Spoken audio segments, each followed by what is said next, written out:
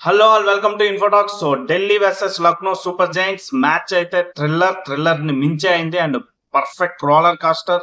Excellent గా match అయితే జరగడం చూసాం మనం. సో ఎవరు గెలాలి, ఎవరు గెలవకూడదు, ఎవరు ఓడిపోవాలి, ఎవరు ఓడిపోకూడదు అని చాలా రకరకాల రోలర్ కాస్టర్ మన మైండ్ లో కూడా అయింది. As a neutral fan, because ఢిల్లీకి వైజాగ్ హోమ్ గ్రౌండ్ అయినా కూడా నాకు తెలిసినంత వరకు వైజాగ్ లో ఉన్న మెజారిటీ ఫ్యాన్స్ అక్కడ న్యూట్రల్ ఫ్యాన్స్ ఉంటారు. అంటే ఎవరో ఒకరిని చూస్ చేసుకుంటారు. But most of the Vizag fans are SRH fans. So ఈ మ్యాచ్ అయితే ఒక న్యూట్రల్ ఫ్యాన్ గా చూడడం జరిగింది. అండ్ నేనైతే అన్ని టీమ్స్ కి ఫ్యాన్ ని కాబట్టి నేను ప్రతి మ్యాచ్ ని న్యూట్రల్ ఫ్యాన్ లాగా చూస్తాను. అండ్ మంచి మ్యాచ్ జరగాలని కోరుకుంటాను. అండ్ అలా కోరుకుంటున్నట్టుగానే నిన్న చాలా మంచి మ్యాచ్ జరిగింది. ఎక్సలెంట్ డిస్ప్లే ఆఫ్ క్రికెట్ అని అనుకోవచ్చు. ఎందుకంటే first of all Lucknow super giants and Delhi capitals కోసం మనం ప్రివ్యూ వీడియోలో మాట్లాడుకున్నప్పుడు ఒక టీం ఫుల్ బ్యాటింగ్ మీద రిలయబుల్ అయ్యే టీం, ఇంకొక టీం ఫుల్ బ్యాలెన్స్ చేసుకోవాలని ట్రై చేస్తున్న టీం. అంటే Delhi capitals batting and bowling తో బ్యాలెన్స్ చేస్తూ టీం స్ట్రాంగ్ చేసుకోవాలనుకుంటుంది. అండ్ లక్నో సూపర్ జైంట్స్ వాళ్ళ బ్యాటింగ్ ని బాగా ఎక్స్పోజ్ చేయాలనుకుంటుంది అండ్ బాగా స్ట్రెంగ్ చేసుకొని వాళ్ళ బౌలింగ్ కి కొంచెం మంచి పెద్ద స్కోరు డిఫెండ్ చేసేలాగా ఇవ్వాలనే టార్గెట్ లో ఉన్నారనేది క్లియర్ ఇంటెంట్ నిన్న వాళ్ళు ఆట తీరు బట్టి మనకు కనిపించింది. సో లక్నో ఫస్ట్ బ్యాటింగ్ కి దిగింది అండ్ మార్క్రమ్ ఓకే బాగానే ఆడాడు, బట్ అవుట్ అయిపోయాడు. ఆ తర్వాత మిచెల్ మార్స్ ఉన్నాడు and Nicholas Pooran one down లోనే వచ్చాడు. And which was good sign, because Nicholas Pooran almost ఎప్పుడు నెంబర్ 4 ఆర్ నెంబర్ 5 లో లక్నో సూపర్ జైంట్స్ లో ఆడాడు. బట్ లాస్ట్ సీజన్ లో కొన్ని మ్యాచెస్ కానీ ఈ సీజన్ లో ఓపెనర్ లో కానీ సో నెంబర్ 3 లో వచ్చాడు, విచ్ వాజ్ గుడ్. బికాస్ ఎందుకంటే నికోలస్ పూరన్ లాంటి బ్యాటర్ స్టార్టింగ్ నుంచి ఎక్స్పోజ్ అయితే ఇంకొంచెం ఎక్కువ స్కోర్ వస్తుంది. సో తర్వాత బ్యాటర్స్ కొంచెం అటు ఇటు అయినా పూర్తి డ్యామేజ్ జరగక ముందే నికోలస్ పూరన్ ఒక స్కోర్ సెట్ చేసి పెడతాడు అన్న నమ్మకం ఆ టీమ్ లో ఉంటది. అండ్ రిషబ్ పంత్ అది చాలా ఉపయోగపడుతుంది. సో రిషబ్ పంత్ ఐడియల్ గా నెంబర్ 3 లో వస్తాడు అనుకున్నాం, కానీ రిషబ్ పంత్ నెంబర్ 4 కి ఉన్నాడు అండ్ నికోలస్ పూరన్ ని పంపించాడు. అక్కడ మొదలైంది అసలైన విధ్వంసం. అంటే అసలు 7 సిక్సెస్ అనేది ఇద్దరు కలిపి 14 సిక్స్లు కొట్టడం అనేది ఇది మామూలు విషయం కాదు. So excellent. మిచెల్ మార్స్ కోసం అయితే మాత్రం ఇంజ్యూర్ ప్రోన్ అనుకున్నాం. అసలు ఒక పర్సన్ ఇంజ్యూర్ ప్రోన్ అని చెప్పాలంటే ఎగ్జాంపుల్, అంటే ఒక ప్లేయర్ ఇంజ్యూర్ ప్రోన్ ఎవరు ఎక్కువగా అంటే మిచెల్ మార్స్ నే చూపించవచ్చు. అంత ఇంజ్యూర్ అవుతూ ఉంటాడు. బట్ ఢిల్లీలో లక్నోకి అవైలబుల్ గా ఉంటే మాత్రం మిచెల్ మార్స్ చాలా బ్యాలెన్స్ చేకూరుస్తాడు. ఇన్ఫాక్ట్ తన బౌలింగ్ వేయకపోయినా కూడా ఆ బ్యాంగ్ అప్రోచ్ వల్ల టీమ్ కి చాలా బెటర్ పొజిషన్ లో నిల్చోపెడతాడు. అండ్ 36 balls 72 కొట్టాడు. Excellent shots.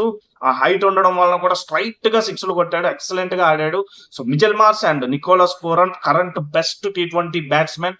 అంటే ఇప్పుడు Suryakumar Yadav and Nicholas Pooran, Heinrich Klaasen వీళ్ళు ముగ్గురే కరెంట్ బెస్ట్ T20 బ్యాట్స్మెన్ అంటాం. బట్ నికోలస్ పూరన్ ఎక్స్పోజ్ అయినంత ఎవరు అవ్వలేదనే చెప్పాలి. క్లాసన్ అప్పుడప్పుడు అవుతున్నా కూడా నికోలస్ పూరన్ చాలా తరువులి మనకు కనిపిస్తూ ఉంటాడు. సో ఆ అగ్రెషన్ మెంటాలిటీతో బ్యాటింగ్ ఆడడం అనేది సో ఎక్సలెంట్. సో వాళ్ళిద్దరూ టార్గెట్ సెట్ చేసినప్పుడు 14 overs ఆల్మోస్ట్ నియర్ 160 ఉన్నప్పుడు పక్కాగా ఇది 240 డిఫెన్స్ 240ని చేంజ్ చేయాల్సి వస్తుంది ఢిల్లీ క్యాపిటల్స్ అనుకున్నాం. బట్ ఆ టైంలో కమ్బ్యాక్ ఇచ్చారు. మిచెల్ స్టార్క్ కొంచెం 11th over are 12th over లో వచ్చుంటే మేబీ అప్పుడే డ్యామేజ్ తగ్గేదేమో. బట్ స్పిన్నర్స్ కి కొంచెం ఉంది టర్న్ లభిస్తుంది. ఎందుకంటే మ్యాచ్ కు ముందు కొంచెం సేపు వర్షం పడింది. అంటే మ్యాచ్ కు ముందు అంటే నిన్న మార్నింగ్ వర్షం పడింది అండ్ ఆ తర్వాత మబ్బులు వచ్చాయి. సో మబ్బులు వర్షం ఇవన్నీ వచ్చాయంటే వైజాగ్ ఎంత హ్యూమిడిటీ ఉన్నా కూడా ఆల్రెడీ వాతావరణం చల్లబడిపోయింది కాబట్టి టెంపరేచర్స్ లో చేంజ్ ఏమి ఉండదు మార్నింగ్ కి ఈవినింగ్ కి. సో డ్యూ అనేది రాలేదు. ఈ డ్యూ అనేది రాకపోవడం అనేది ఫస్ట్ బ్యాటింగ్ కి ఎంత హెల్ప్ అవుతుందో సెకండ్ బ్యాటింగ్ కి అంత టఫ్ అయిపోతుంటది. ఎందుకు అంటే ఇంకా పిచ్ స్లో అయిపోద్ది, బాల్ బాగా గ్రిప్ దొరుకుతుంది, పిచ్ బాగా స్టిక్కీగా అయిపోద్ది. సో స్పిన్నర్స్ ఒక ఆట ఆడించుకోవచ్చు. బట్ అది 14 overs నుంచే ఫస్ట్ బ్యాటింగ్ లో 14th over నుంచే స్పిన్నర్స్ కుల్దీప్ యాదవ్ ఆడుకోవడం మొదలు పెట్టేశాడు. సో వీళ్ళ ఆడుకోవడం మొదలు పెట్టారంటే అక్కడ రవి బిష్ణోయ్ మంచి స్పిన్నర్ ఉన్నాడు. సో ఇలా చాలా మంది స్పిన్నర్స్ ఉన్నారు అండ్ మంచి పేస్ రాబట్టే వాళ్ళు కూడా ఉన్నారు. సో ఇవన్నీ కొంచెం అబ్జర్వ్ చేయడం జరిగింది. బట్ వాళ్ళు ఇచ్చిన కంబ్యాక్ మాత్రం ఎక్సలెంట్ కంబ్యాక్. ఎందుకంటే లాస్ట్ 36 balls లో 31 runs వచ్చాయి. సో మ్యాచ్ ఆల్మోస్ట్ ఇక్కడ కొంచెం ఢిల్లీ చేతికి వెళ్ళినట్టు అనిపించింది ఓవరాల్ మ్యాచ్ సినారియో చూస్తే. బట్ మ్యాచ్ అంత ఈజీగా ఢిల్లీ చేతికి అయితే వెళ్ళలేదు. బట్ స్టార్క్ కంబ్యాక్ ఎక్సలెంట్ గా వచ్చింది. స్టార్టింగ్ లో చాలా ఎక్స్‌పెన్సివ్ అయినా కూడా తర్వాత మళ్ళీ కమ్‌బ్యాక్ ఇచ్చాడు. 3 వికెట్లు తీశాడు. అండ్ కుల్దీప్ యాదవ్ ఎక్సలెంట్‌గా ఇచ్చేసాడు. అక్షర్ పటేల్ త్వరగా పవర్ ప్లేలోనే బౌలింగ్‌కొచ్చి 2 ఓవర్లు కొంచెం గట్టిగా కొట్టడం జరిగింది. ట్రిస్టన్ స్టబ్స్‌తో ఒక ఓవర్ ఇస్తే 28 రన్‌లు కొట్టాడు పూరన్. సో ఓవరాల్‌గా అన్ని ఆపర్చునిటీస్ వాడినా కూడా 2 బాగా వర్కౌట్ అయిపోయాయి. అంటే Starc and Kuldeep Yadav comeback. Kuldeep Yadav కంటిన్యూస్‌గా బాగా వేయడం, స్టార్క్ కమ్‌బ్యాక్ ఇవ్వడం. సో దీనివల్ల 209 అనేది వాళ్ళు ఇవ్వడం జరిగింది. సో 210 టార్గెట్ వీళ్ళు దిగారు. ఢిల్లీ క్యాపిటల్స్ దిగారు. సో ఢిల్లీ క్యాపిటల్స్ ఆర్డర్స్ చూసుకుంటే Jake Fraser McGurk and Faf du Plessis వీళ్ళిద్దరు దిగారు. సో ఫాఫ్ డు ప్లెస్సీ ఆడుతున్నాడు, బానే అవుతుంది ఇవన్నీ అనుకుంటున్న టైంలోనే వికెట్లు టక్క వచ్చి లార్డ్ శార్దూల్ ఠాకూర్ వచ్చి వికెట్లు తీసేశాడు. సో దీంతో అక్షర్ పటేల్ 2 డౌన్ లో వచ్చాడు, నెంబర్ 4 లో వచ్చాడు. అక్షర్ పటేల్ కొంచెం ఆడుతున్నాడు. అభిషేక్ పొర్రల్ వెంటనే అవుట్ అయిపోవడం జరిగింది. డుప్లెస్సీ అండ్ అక్షర్ పటేల్ ఆడుతూ ఉన్నారు. బట్ వాళ్ళిద్దరు కూడా మరీ అంత హై పేస్ తో ఏం ఆడట్లేదు. ఎందుకంటే అప్పటికి పడిన వికెట్లు చూసుకుంటే 3 వికెట్స్ అండ్ డుప్లెస్సీ అక్షర్ పటేల్ ఆడుతున్నారు. ఇంకా రిక్వైర్డ్ రేట్ చాలా ఉంది. తర్వాత ఎవరు బ్యాటింగ్ ఆర్డర్ ఇంకా గట్టిగా ఉన్నారంటే ట్రిస్టన్ స్టబ్స్ అక్కడే ఉన్నాడు తర్వాత. సో డుప్లెస్సీ అవుట్ అయిపోయాడు. ట్రిస్టన్ స్టబ్స్ వచ్చాడు. స్టబ్స్ కూడా ఓకే బానే ఆడుతున్నాడు. అక్షర్ పటేల్ అవుట్ అయ్యాడు. అప్పుడు అశుతోష్ శర్మ వచ్చాడు. సో ఇక్కడ నుంచి మ్యాచ్ సెట్ చేయడానికి ఎంతో కొంత అవకాశం ఉంది. అంటే ఫర్ ఎగ్జాంపుల్ ఇప్పుడు డిఫీట్ స్కోర్ మార్జిన్ అనేది తగ్గించుకొని నెట్ రన్ రేటు బెటర్ చేసుకోవడానికి ఆడుతున్నారేమో అని అనిపించింది నాకైతే. ఎందుకంటే ఎక్కడ కూడా చేంజ్ చేసేలా కనిపించట్లేదు. ఎందుకంటే అశుతోష్ శర్మ వచ్చేసరికి ఆల్మోస్ట్ 5 డౌన్. సో 5 డౌన్ నుంచి ఇవన్నీ ఎలా చేస్తారనేది చెప్పలేము. అప్పటికే ఆల్మోస్ట్ 150 ఎంతో కొట్టాలి స్కోరు. సో ఇవన్నీ జరిగే పనులు కాదు. ఎంతో కొంత డిఫీట్ తగ్గించుకుంటారేమో అని అనిపించింది. ట్రిస్టన్ స్టబ్స్ కొంచెం యాంకర్ రోల్ ఫాలో చేశాడు. బానే అలాగ ముందుకు తీసుకెళ్తున్నాడు. అశుతోష్ శర్మ కొంచెం హిట్లో ఆడుతున్నాడు లైట్ గా. బట్ ట్రిస్టన్ స్టబ్స్ అవుట్ అయ్యాడు.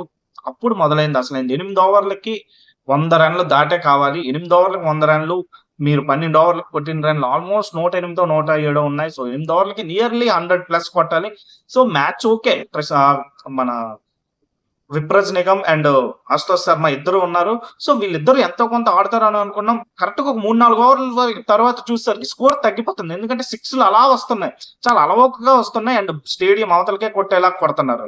ఆ కొట్టడం కూడా ఇంకోటి చూసుకుంటే మనం అశుతోష్ శర్మ బ్యాటింగ్ లో ఎక్కడా కూడా లోపలికి జరిగి ఆడలేదు. కరెక్ట్ గా స్ట్రైట్ గా నిలబడి కొట్టడం చూసాం మనం. సో అక్కడ ప్లస్ అయింది. ఎందుకంటే ఆ స్ట్రైట్ గా నిలబడి కొట్టడం వలన బాల్ అనేది ఫీల్డర్ కి దొరకకుండా 6లో వెళ్ళడానికి అవకాశం పడింది. లోపలికి బాల్ ని లాగించుకొని కొట్టుంటే బాల్ ఆల్రెడీ స్టిక్కీగా మారింది కాబట్టి, కొంచెం స్లోగా వెళ్తుంది కాబట్టి ఫీల్డర్ చేతిలో పడి ఉండేది. బట్ అలా జరగలేదు. అలా జరగకపోవడం అనేది మాత్రం అశుతోష్ శర్మ బ్యాటింగ్ డిస్ప్లే అనేది ఎంత పర్ఫెక్ట్ గా ఉంది, తను తప్పులు చేయకూడదని ఎంత కరెక్ట్ గా అనుకుంటున్నాడు అనేది మనకి చాలా గట్టిగా అర్థమైంది. అండ్ దీని అంతటికి క్రెడిట్ విప్రజ్ నిగమ్ బ్యాటింగ్ కూడా ఉంది. ఎందుకంటే తను చాలా అద్భుతంగా అశుతోష్ శర్మ మీద ఉన్న ప్రెషర్ ని తీసి తను 15 బాల్కి 30 రన్లు దాటి కొట్టడం అంటే not an easy, because youngster 20 ఇయర్సే. బట్ సయ్యద్ ముస్తక్ అలీ ట్రోఫీలో వీళ్ళందరూ కూడా గట్టిగా రాటుదేలారు. మనం ఒకసారి సయ్యద్ ముస్తక్ అలీ ట్రోఫీ చూసుకుంటే చాలా ఎక్కువ మ్యాచెస్ ఉంటాయి. ఈవెన్ అజింక్య రహానే కూడా పర్ఫార్మెన్స్ కి కారణం నాకు తెలిసినంత వరకు ఆ ట్రోఫీ. ఎందుకంటే ఆ ట్రోఫీలో Ajinkya Rahane top scorer and చాలా మంది యంగ్స్టర్స్ చాలా గట్టిగా ఆడారు. అండ్ వరుణ్ చక్రవర్తి లాంటి ఒక ఇప్పుడు ఇంటర్నేషనల్ ప్రూవెన్ ఛాంపియన్ బౌలర్ కూడా ఏం చెప్తున్నాడు అంటే సయ్యద్ ముస్తక్ అలీ ట్రోఫీ అనేది ఐపీఎల్ కంటే టఫ్ అంటున్నాడు. సో మనకు ఆ కాంపిటీషన్ ఎప్పుడు లైవ్ టెలికాస్ట్ ఎక్కువ అవ్వదు కాబట్టి మనం పెద్దగా చూడలేదు. నేను కూడా రెగ్యులర్ గా క్రిక్ బజ్ స్కోర్స్ కానీ న్యూస్ చూస్తూ ఉంటాను. అండ్ ఏ ప్లేయర్ ఎలా ఆడుతున్నాడని ఇవన్నీ నేను అబ్జర్వ్ చేస్తుండడం వల్ల నాకు సయ్యద్ ముస్తక్ అలీ ట్రోఫీ టఫ్ అని తెలిసింది. అది కూడా నేను మన అజింక్య రహానే కూడా ఒకసారి మెన్షన్ చేసాకే నేను కూడా సయ్యద్ ముస్తక్ అలీ ట్రోఫీ చూడడం జరిగింది. ఎందుకంటే అది చాలా టఫ్ అని చాలా మంది మెన్షన్ చేస్తే నేను అనుకున్నాను దేశవాళీ లీగ్ కదా, T20 అంత టఫ్ కాదని. బట్ ఇప్పుడు ఈ ప్లేయర్స్ అందరూ కొడుతున్న షాట్స్ చూస్తుంటే వాళ్ళకి ఇంటర్నేషనల్ గా ఆపోజిట్ బౌలర్ ఇంటర్నేషనల్లీ ప్రూవెన్ బౌలరా ఛాంపియన్ బౌలర్ అనేది అనవసరం. సో మనం మన ఆట ఆడుకుందాం, మన నేచురల్ గేమ్ ఏదో అది ఆడుదాం. మనం ఎంత గట్టిగా హిట్ చేయగలమో T20లో ముఖ్యంగా అంత గట్టిగా చెయ్యొచ్చు అనేది చూపించాడు విప్రజ్ నిగమ్. చాలా ఎక్సలెంట్ గా బౌలింగ్ కూడా బాగానే వేసాడు. సో బౌలింగ్ లోని బ్యాటింగ్ లోని చాలా మంచి ఇది చూపించాడు. బట్ అశుతోష్ శర్మ మాత్రం ఒక పక్క తనకి సపోర్ట్, తను ట్రిస్టన్ స్టబ్స్ బ్యాటింగ్ వచ్చినప్పుడు తను సపోర్టర్ గా వచ్చాడు. ట్రిస్టన్ స్టబ్స్ అవుట్ అయిపోయాక తన యాంకర్ రోల్ ప్లే చేశాడు. తనకి సపోర్ట్ గా విప్రజ్ నిగమ్ వచ్చాడు. ఆ తర్వాత మిచెల్ స్టార్క్ వచ్చి కొంచెం అవుట్ అయిపోయాడు. ఆ తర్వాత కుల్దీప్ యాదవ్ కూడా వచ్చి ఒక 4 కొట్టాడు. బట్ ఇవన్నీ జరుగుతున్న వికెట్లు పడిపోతున్నాయి. మ్యాచ్ అనేది ఒక 7 అంటే ఎంత వీళ్ళిద్దరూ ఆడినంత సేపు మంచి స్కోర్ అయినా మళ్ళీ రోలర్ కోస్టర్ అయిపోతుంది. వీళ్ళు గెలుస్తారా? వాళ్ళు గెలుస్తారా? వీళ్ళు గెలాలా? వాళ్ళు గెలాలా? అంటే మన క్యారెక్టర్ కూడా ఎవరికి సపోర్ట్ చేయాలనేది కరెక్ట్‌గా మనకి అర్థం అవ్వట్లేదు. ఎందుకు అంటే 2 టీమ్స్ ఎక్సలెంట్ ఇది చూపిస్తున్నాయి. ఎందుకంటే లక్నో దగ్గర కూడా ఉన్న బౌలింగ్ రిసోర్సెస్ అనేవి చాలా తక్కువ. వాళ్ళ దగ్గర అసలు ఎక్స్‌పీరియన్స్ బౌలింగ్ యూనిటే లేదు. ఒక్క ఇంటర్నేషనల్లీ ప్రూవెన్ చాంపియన్ బౌలర్ లేడు. At least Indian proven champion bowler లేరక్కడ. మయాంక్ యాదవ్ కూడా ఇంకా లేడు. సో వాళ్ళ దగ్గర ప్రిన్స్ యాదవ్ గాని, ఆహ్, మణిధరన్ గాని వీళ్ళందరూ కూడా ఇంకా స్టిల్ డొమెస్టిక్ సర్క్యూట్స్ లో ఆడుతున్న వాళ్ళే. సో సడన్ గా ఒక ప్రో లీగ్ లోకి వచ్చేసి పర్ఫార్మెన్స్ ఇవ్వాలి అంటే చాలా టఫ్ అది.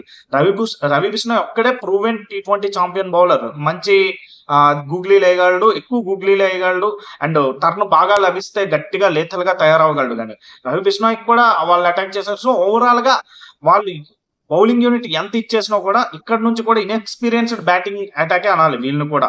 ఎందుకంటే 5 వికెట్స్ పడ్డాక అంత స్కోర్ చేయడం అనేది అంత ఈజీ కాదు అది. సో వాళ్ళు ఇద్దరు కూడా చూపించిన పోరాట ప్రతిమ వల్ల ఇది ఒక మంచి మ్యాచ్ గా మన ముందుకు వచ్చింది. ఎందుకంటే ఇలాంటి మ్యాచ్ నే చూడాలని యాజ్ ఎ క్రికెట్ ఫ్యాన్ నేనైతే కోరుకుంటాను. అంటే వీళ్ళు గెలాలా, వాళ్ళు గెలాలా, వీళ్ళు గెలిస్తే బాగుంటదని ఒక టైంలో, మళ్ళీ లేదు వీళ్ళే గెలిస్తే బాగుంటదని ఒక టైంలో, ఇలా మన మైండ్ అనేది కొంచెం చేంజ్ అయిపోతుంది. సో దానికి కారణం ఏంటంటే వాళ్ళు చూపించిన ఆ పోరాట ప్రతిమ. But in the end Ashutosh Sharma చూపించిన గ్రిట్ గాని, క్యారెక్టర్ గాని ఈ మ్యాచ్ ని ఢిల్లీ గెలవడానికి చాలా గట్టిగా ఉపయోగపడింది. ఆ తర్వాత కొంచెం మోహిత్ శర్మకి ఆ ప్యాడ్ కి తగలడం ఇవన్నీ అయ్యాయి. అండ్ కామెంటేటర్స్ కూడా అన్నారు మకాయ్ అంతేనా అప్పుడు 430 to 434 డూప్లిసెస్ చెప్పాడు.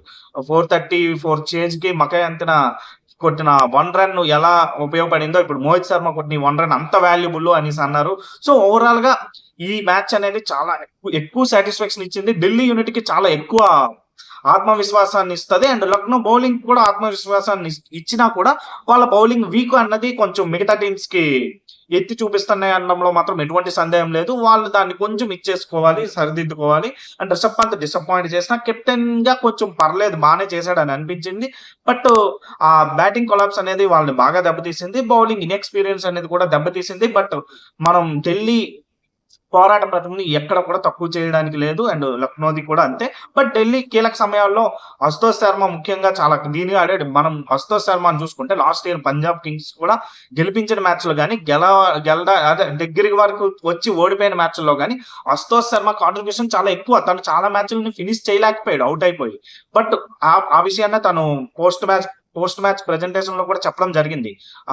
పంజాబ్ లో ఏదైతే జరిగిందో లాస్ట్ ఇయర్ దాన్ని నేను ఇక్కడ కంటిన్యూ చేయాలనుకోలేదు. సో అందుకే ఈ రిజల్ట్ వచ్చిందని తను ఆ 6 కొట్టడం కూడా చాలా ఒక అంటే విజయం వల్ల వచ్చిన ఒక అందమైన నవ్వు అది. నిజంగా ఆ నవ్వులో ఎంత స్వచ్ఛంగా ఉంది అనేది మనకి క్లారిటీగా తెలిసిపోద్ది. అంటే తను గర్వంతో ఆ నవ్వు నవ్వలేదు. చాలా హ్యాపీగా నేను సాధించగలిగాను అని తనను తాను అప్రిషియేట్ చేసుకుంటూ తనకు తానుగా ఆనందపడుతున్న నవ్వు అది. సో ఓవరాల్ గా ఢిల్లీ ఎక్సలెంట్ గా విజయం సాధించడం జరిగింది. అండ్ లక్నో కొన్ని చిన్న చిన్న